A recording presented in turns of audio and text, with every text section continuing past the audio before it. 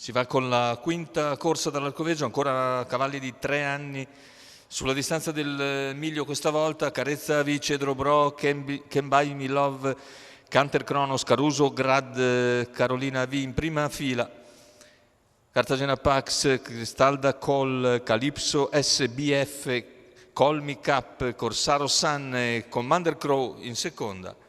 I favori per Corsaro Sun numero 11, Francesco Virzin Sediolo. Alternativa principale Canter Kronos numero 4. L'errore intanto di Kembai Milov dietro la macchina e si avvantaggia subito Canter Kronos numero che va 3, a condurre in poche battute, squalificato. cerca di partire 2, bene dalla Cedro seconda Bro, fila ma sbaglia. Calypso SBF che numero 9, cercava la schiena del leader. SBF squalificato. Così dopo i primi 200 metri in 14,9 guida Canter Kronos. In seconda posizione dovrebbe essere Caruso Grad, che si avvicina ora sul rallentamento imposto dal battistrada. Quarto iniziale in 36, mentre la terza posizione è per Carezza AV.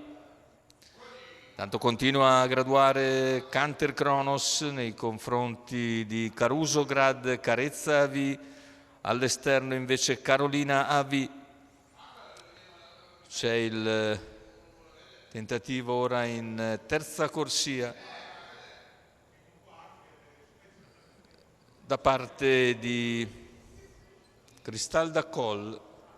Al largo c'è anche Colmi Cap e poi Corsaro Sun. Intanto gli 800 se ne vanno in 1,3 abbondante. Continua in terza corsia Cristalda Col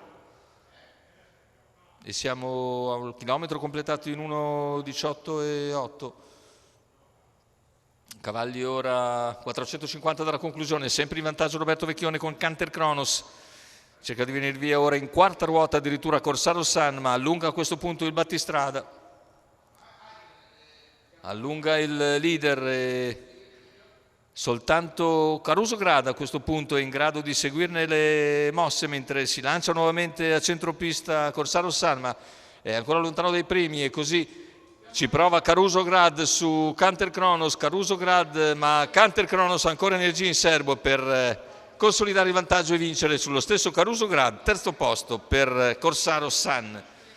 Vittoria e raddoppio quindi per Roberto Vecchione, che con Canter Kronos ancora in percorso di testa conclude vittorioso con questo allievo sempre del team Holger Ehlert.